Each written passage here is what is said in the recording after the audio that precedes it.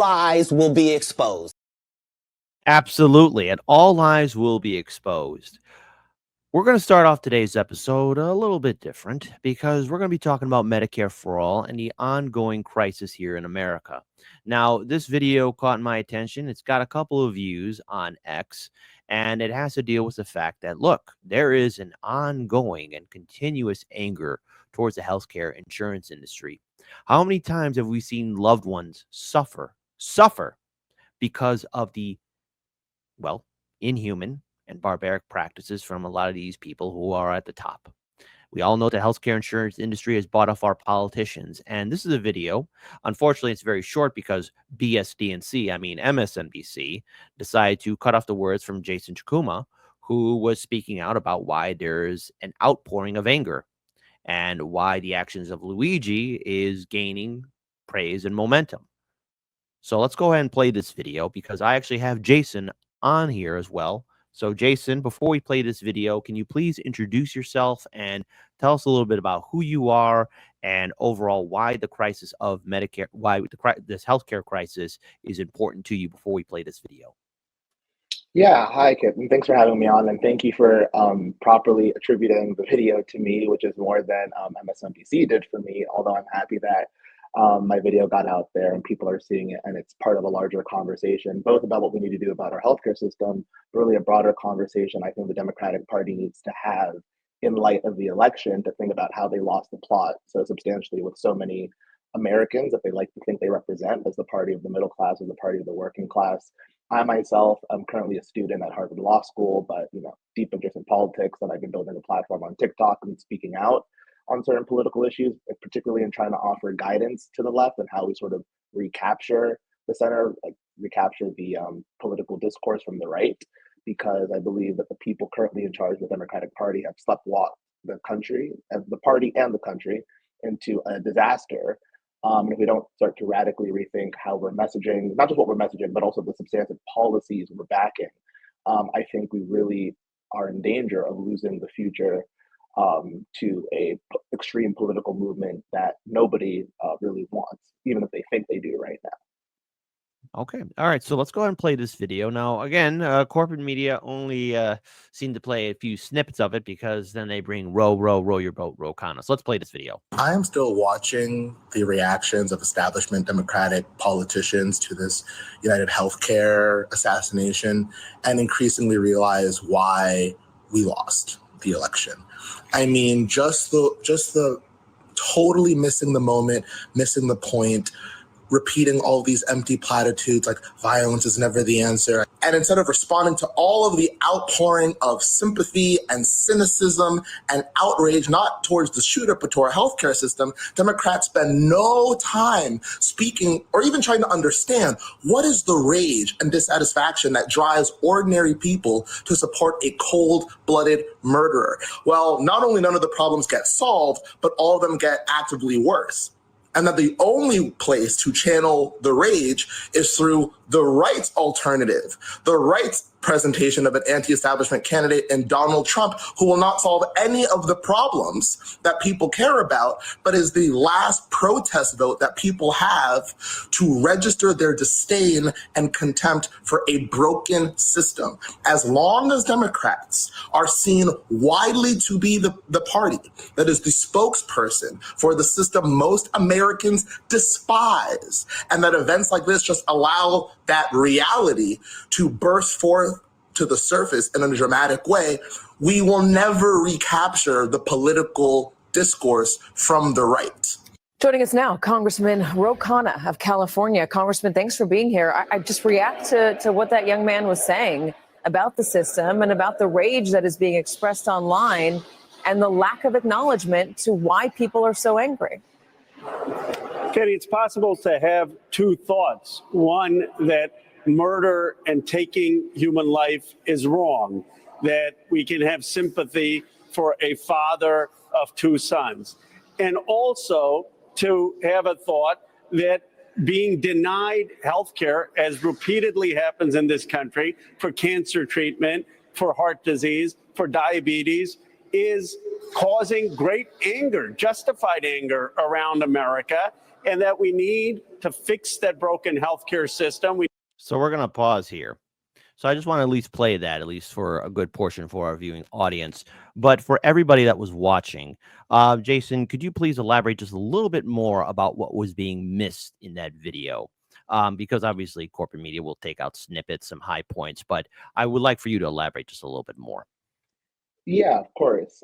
They got a bit of it at the end, where I restated the main thesis of the video of the post that I initially had.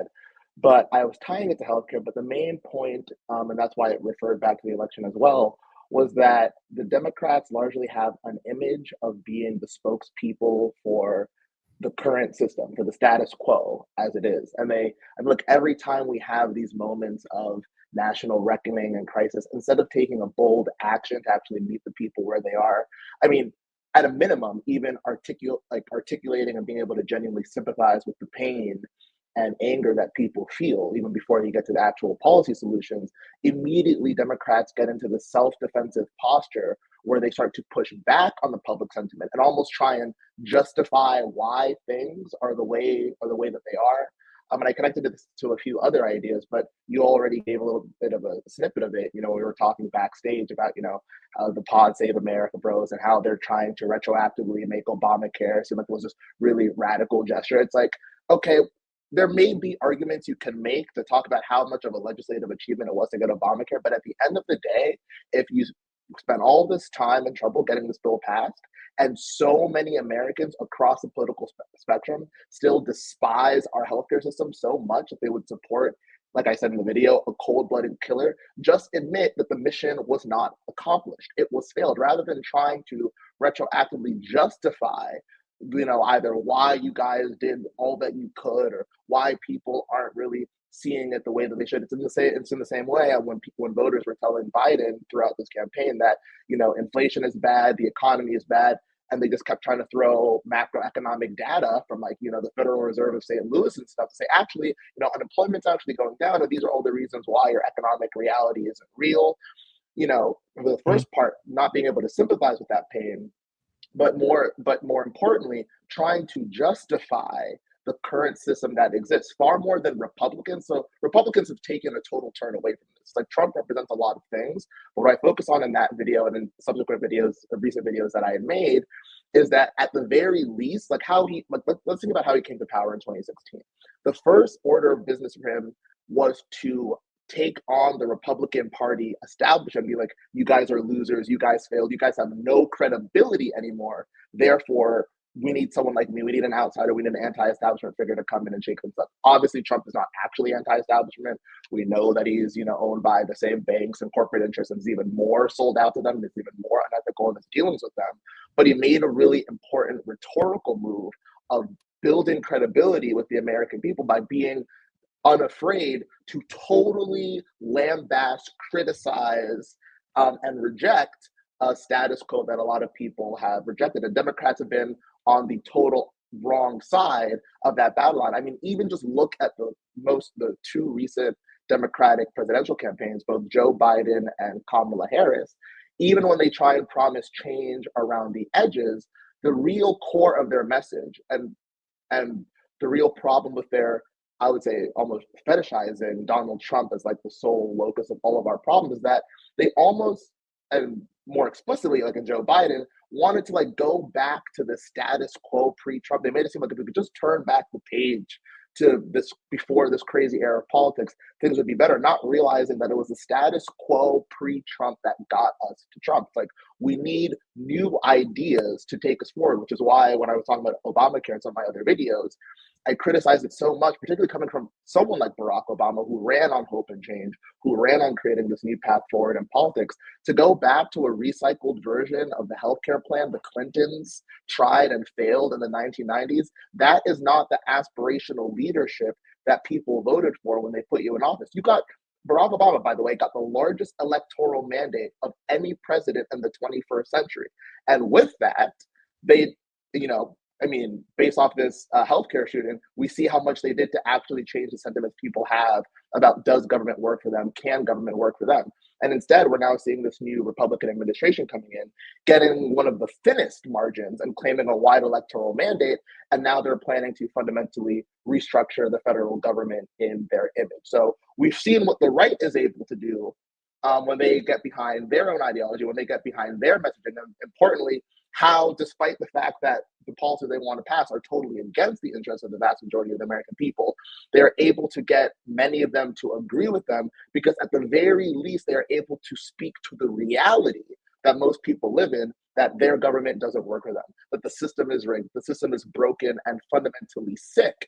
And that admitting that these problems exist in a real, genuine, authentic way, or at least one that comes across that way to the American people, is the first step. But the Democrats are so busy with this business of trying to justify and defend the status quo. It's like, even the fact, like, let's take Ro Khanna's opening statement, right? He's like, we have to be able to hold the two ideas that it's wrong to murder, and also we need to improve our healthcare system. It's like, let's start with the first statement. The whole problem is that the idea that we should be against murder starts with a moral presupposition that all life is sacred and needs to be protected and defended. And what people are trying to tell you in their reaction to this shooting is that you cannot come up as credible and saying we need to care about this one life, when in so many other situations, not just Ro Khanna, but really the establishment of the US government in general, has shown total callous indifference to the lives of so many people. And I don't think it's a coincidence, and this is the other thing that people point out, that when it's less valuable members of society doing the dying, so to speak, people being denied health insurance claims, kids being gunned down in schools, people overseas being on the wrong sides of our bombs and our military establishment, there seems to be very little of this humanitarian concern and moral panic from our leaders that, we're not living up to our values. But now all of a sudden, when one CEO gets shot, as tragic as it is for everyone to die, now we see them all come out in full force, particularly the Democrats. Now we see them come out in full force and wanting to be so clear about, all human life is sacred. Right. And that's why we should care about the death of the CEO, where it's like, okay, well, where is that same energy when it's normal people doing the dying, when it's normal people doing the suffering? We're the ones voting for you. We're the people that you come to every 4 years saying democracy hangs in the balance. That does call into question. Yeah. That does call into question over the fact of, okay, because you're hitting a lot of interesting points here, because what we do see is that the Democrats are starting to respond, or use that give a weak response towards the fact that, look, we don't have healthcare in this country. We're the richest country in the world. The problem is when you have the healthcare insurance industry who buy off our politicians, and that includes both Democrats and Republicans, it's very clear they're able to control the narrative. And not to mention, we have corporate media, and that is also owned by the same institutions and organizations that own our politicians. So going forward now, especially as we are in this nightmare where, unfortunately, it has caused this act of violence where people are talking about it again, there seems to have been, at least now, Democrats are looking at opportunity lost, because they've lost their coalition. They've lost the people that would support them. I mean, let's be clear, Bernie Sanders did create a very strong progressive movement in 2016. And of course, it kind of reestablished itself in 2020. But since then, it fractured and fell apart. And the only major time there was talk about Medicare for all was during the forced to vote situation in 2021, when you had Jimmy Dore promoting and talking about, hey, let's do forced to vote, forced Medicare for all on the House floor for a vote, which unfortunately never came into fruition. And now you have people who are trying to say that at least at one point, Obamacare was a radical thing at the time. And I want to pull up this video here from Pod Save America here for a second. And I just want to get your thoughts on this, because it seems to be as a way of trying to say, okay, Medicare for all is being talked about.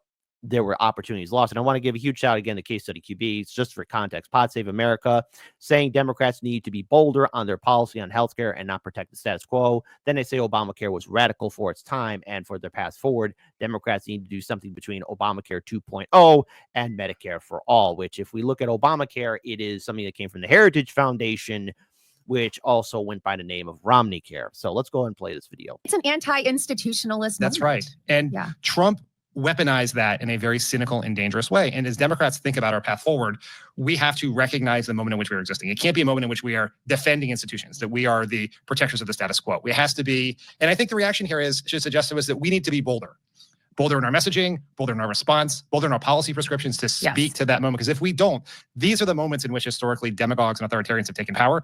We've just had that happen here. And so we have to understand that this tells us the reaction to this is not normal, and it tells us that we need something more than a typical response to it. When Obamacare was introduced in 2009 as a policy prescription and then actually enacted, it was actually radical. I think now, many years later, yes, we can understand that it was essentially a kind of reform of the existing system, but that was a really big deal. So I don't want to lose sight of that, but it's been a number of years, it's been decades. It feels like people are on board with Obamacare. Maybe this is the moment to push even further and to think about a system that would address some of the things that even Obamacare cannot. You're exactly right. It's hard for people who were not around in politics or paying attention to politics back then to understand how radical an idea it was. Because the core principle of Obamacare, for as imperfect as the process was to get it done, was that there is a right to affordable health insurance in this country. It did not achieve that for every single person, but that was the goal. And the reasons it didn't, the Supreme Court made it worse by affecting the Medicaid mandate.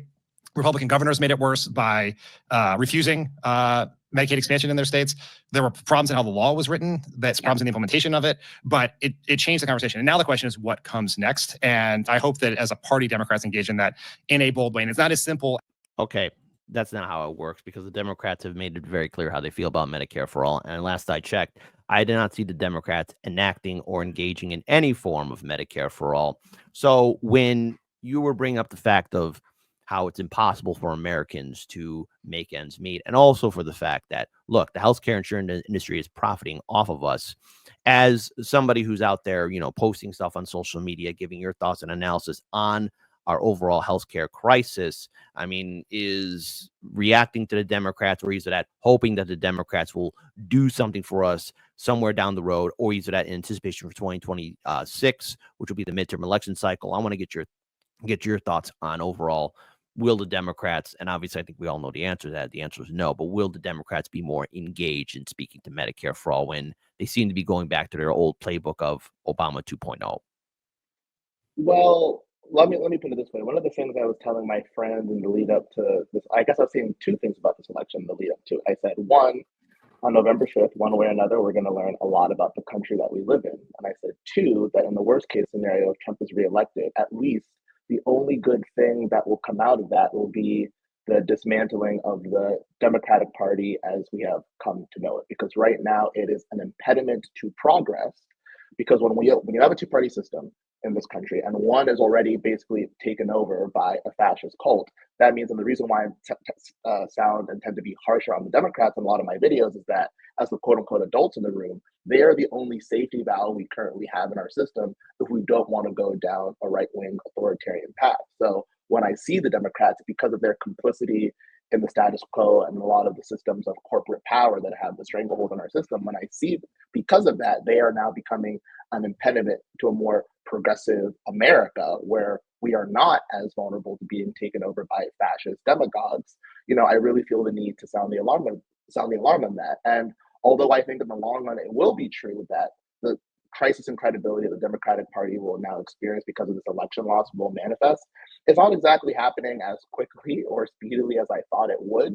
I mean, like Nancy Pelosi, I think, came out very quickly after the election. She did an interview with the New York Times and said, I wouldn't interpret these election results as a rebuke of the Democratic Party at all. And I'm like, how else can you interpret this? Like, obviously something is very broken in the system. So I don't have a lot of faith of where the Democratic Party will go in the short term, just because all of the people that have led us into this crisis over the last three presidential election cycles are still in power and still making the decisions in the party. Even Ro Khanna, who famously did serve as the co-chair of Bernie's campaign in 2016, despite some of the pleas he was making in response to my video, which some of it came off as platitudes, but I could tell he was genuinely trying to speak to some of those concerns, even granting the good faith basis of his argument. The fundamental problem is, I'm like, Ro, the problem is your people do not control the Democratic Party until you can break the stranglehold of money on this party.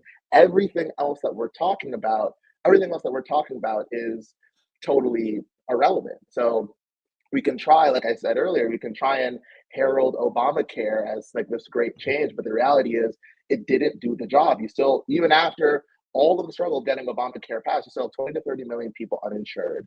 Medical bankruptcy is still like the third leading cause of bankruptcy in the country. And here's another important point that I think the Democrats need to understand, because like as you said, going back to the Medicare for all thing, it's really funny how in this last presidential cycle, before we forget, right, Medicare for all was listed as one of those quote unquote radical policies Kamala had foolishly endorsed in 2020 that she was since backtracking from. If you go back and watch all of her statements in the presidential campaign, she treated Medicare for all like the plague. And it took this shooting for, I mean, I'm sure her, but other political operatives to realize this was actually could have been one of the Democrats' most potent weapons in sort of being able to channel this anti-establishment feeling. So you consistently see, and I'm going to make a relation to the Obama era, to the Obama administration as well, but the high level point is that the corporate Dems, because they have a misunderstanding of the American electorate and also because they're compromised by their donors, completely misread the interests and the goals of the voters. Some of the most progressive policies that people would support,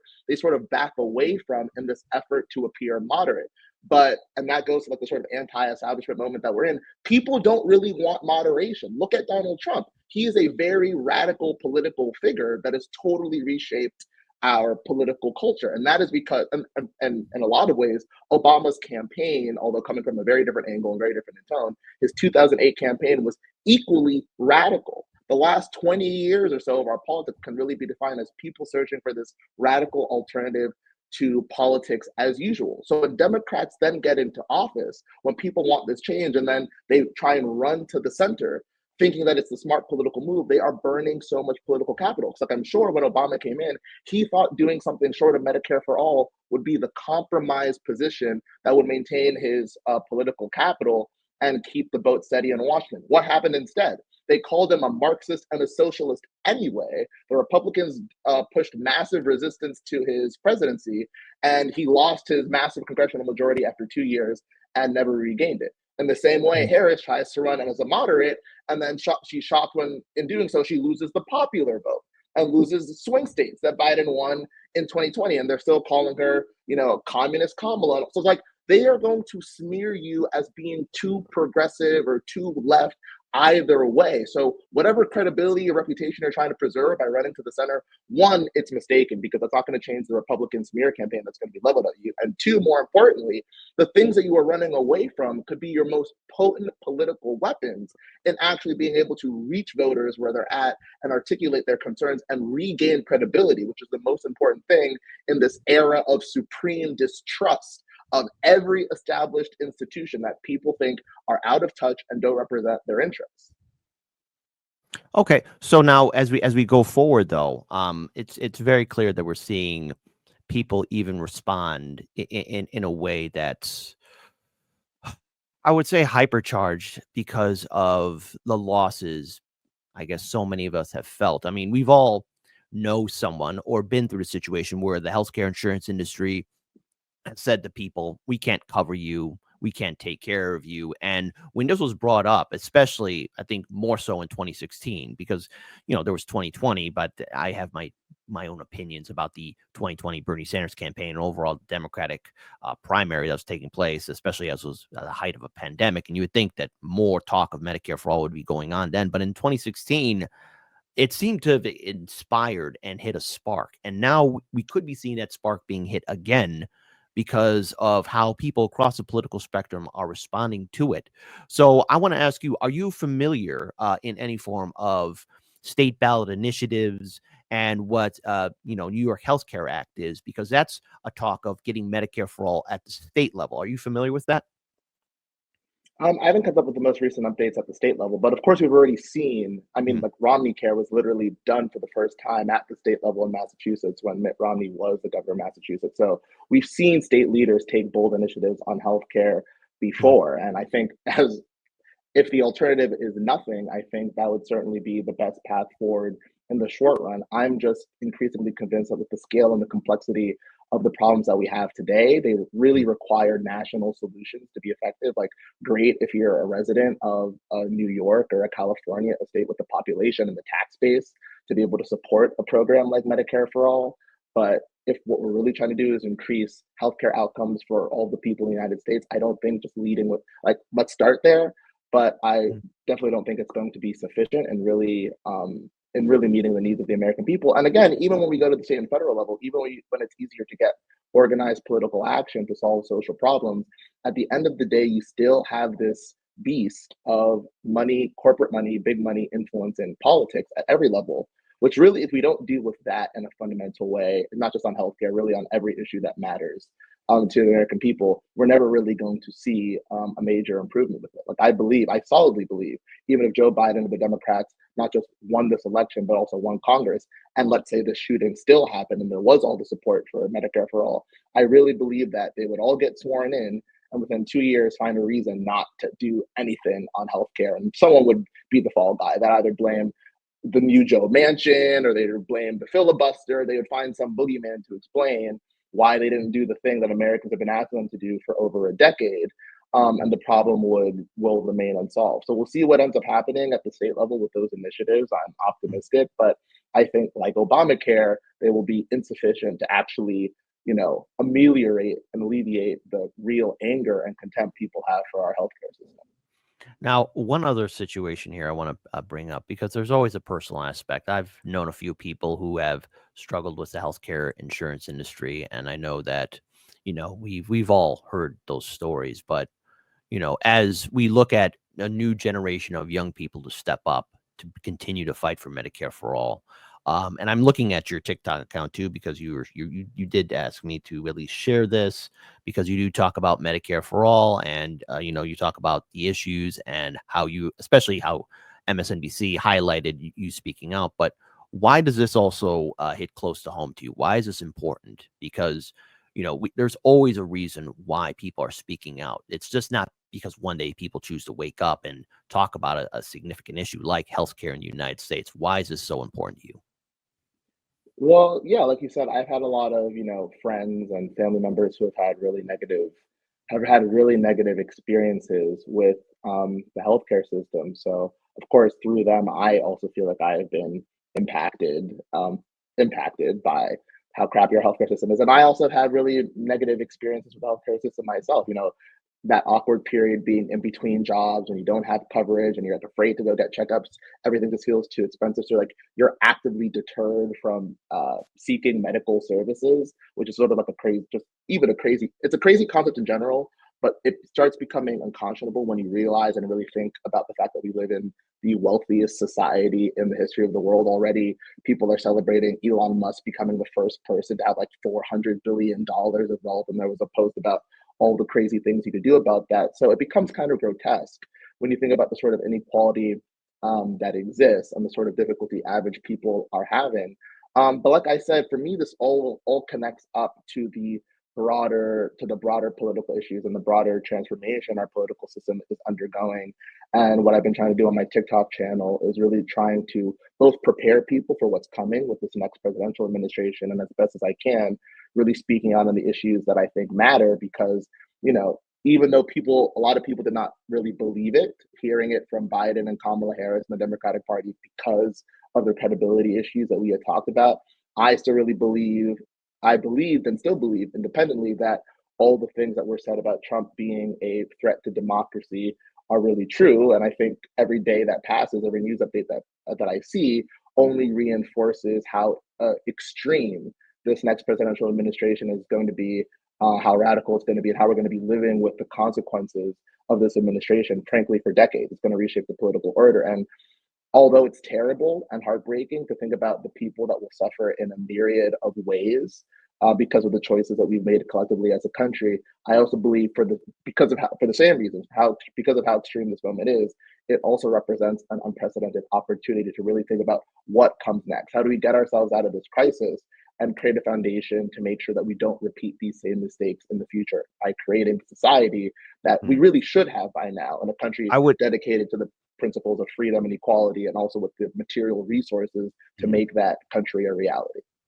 I would say while it is understandable to be concerned, I wouldn't say be fearful of the next 4 years. I would say be concerned, but it looks like the system still continues to move along, as it is a neoliberal corporate system. If anything, it is not just through electoral politics can we not make change, but it's also through our own initiatives, citizen ballot initiatives, supporting independent and third parties, and actually breaking away from the two-party system, because you can't reform something that's inherently corrupt, and you cannot maintain something that clearly doesn't represent the American people. And as a constitutional republic, it's very clear that the Supreme Court has allowed our system to be bought. And it's unfortunate that we are still seeing people believe in it. So my only thing I would say to you and others that are speaking out, especially getting the fight for Medicare for all, is that it needs to be done at the state level, because maybe we can then push it to the national level. What we have to do is really let these politicians know that they are the public servants. They're supposed to work for us. And while electoral politics might be burnt out in a lot of people, because I understand like voting, people are just tired of it or either that overwhelmed by it. What we can do is use our own power and create organizations and institutions not connected to DC. And it's through social media in which we are speaking out that we all can collectively come together and actually have a true plan and a true initiative to fight for that better future. So if anything, I want to thank you so much, Jason, for being on our show. I do want to acknowledge a super chat here that we did get. So first of all, shout out to Janice Anderson. If we want a centrist policy, Medicare for all, we should demand national health service. We can't win debate with right by starting in the center. We need to start from the left and meet in the center on policy. So I want to give you the final word. Are we going to be hearing more from you, especially in regard to the fight for Medicare for all and bringing awareness to it? Because people are talking about it. And while we are reaching the end of 2024, 2025 seems to be, well, we're in store for a very interesting year with everything that's took place nearing this final month of 2024. I want to give you the final word. Yeah, I'll certainly have a lot to say. There will certainly be a lot to say. Just sort of given where our political system and political culture is going in this country, particularly at the beginning of January 20th of next year. So I will continue speaking out. For anyone interested, if you want to follow me on TikTok or Twitter at Truth is Speaking, the handle that was just displayed, I'll be making my thoughts known. But one thing I wanted to say in response to your point about how people can take their power back, but yes, I'll be speaking about healthcare, but I'll be speaking also more generally about how we, as we the people, can take the power back in our political system. And I haven't fully given up on electoral politics yet. I just think we have to change the way in which we approach them. So, like in one of my videos, and something I'll probably elaborate more in the future, is that really highlighting and promoting the idea of, I guess, what you call citizen super PACs. I think one of the things that I noticed in Kamala Harris's very brief presidential campaign and how quickly she raised billions of dollars, is that a lot of that, most of that money actually came from individual smaller dollar donations, not like from the big massive corporations. So that made me think, if we just started pooling our money together like the normal citizens in our own sort of super PAC, so we could create an alternative source of financing for candidates that don't want to be beholden to like Pfizer and the defense industry and all these other, and United Healthcare, Goldman Sachs, et cetera.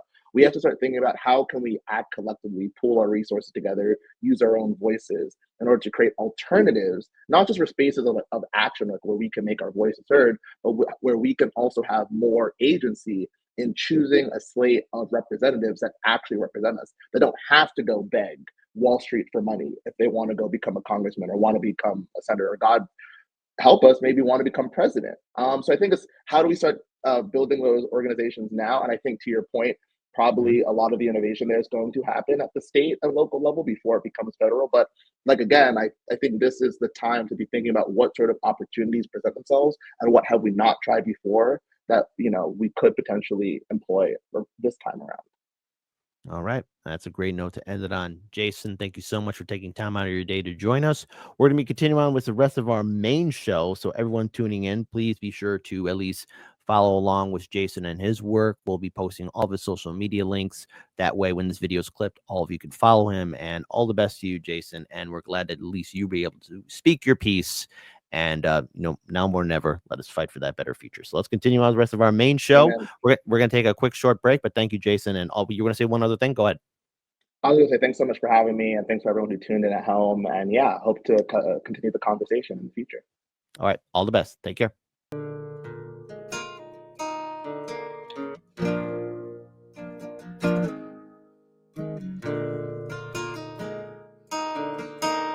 Now what you're following, that's idolatry, that's just fake.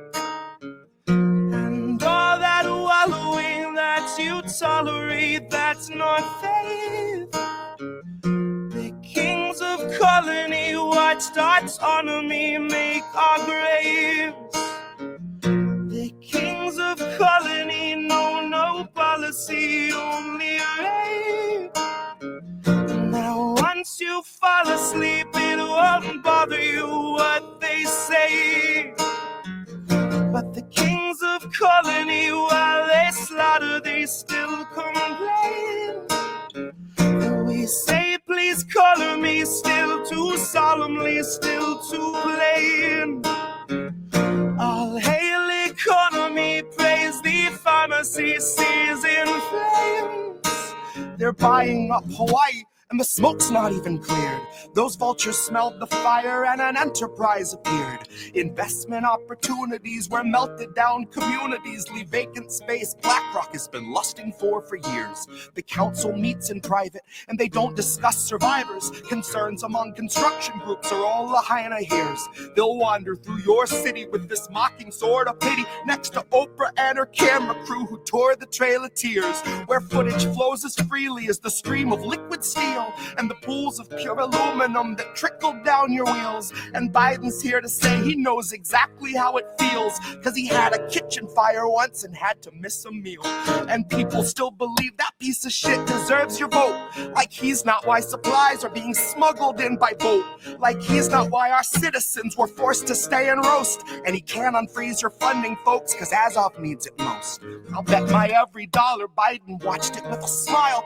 I'll bet he knows the whereabouts of every missing child. He's just the kind of man who lives to trample something tribal, collecting culture's corpses just to throw them on the pile. Like he and all his buddies didn't dream about the day when those who dared defy the donor class were cleared away, when home insurance triples and you can't afford to stay, and your land falls to the hands of those whose windfall fan the flames. The state will take Lahaina and they'll bastardize its name, and tourism will swarm it all the same. You see, the state we left Lahaina shows the ground rules of the game, the planes that in the night ignite the planes. And if questions raised that reckon the potential use of lasers, I suggest you take a closer shave by way of Occam's razor. And if those civilians stood between this country and its gains, then there's really nothing further to explain. Because you may know this already, if you truly know our past, but it ain't the first occasion and it will not be the last, where Americans are kettled in and made to bear the blast, are barricaded in and left for ash. How many in Lahaina now are lying there awake and still can hear the city we left leveled in our wake? They still hear all the people that we let the fire take, instructed from above to stay in place. So look to the horizon, 'cause a fire comes for you. Desire made incarnate of the power-hungry few who instructed the police to not let anybody through, to barricade them in, and so they do.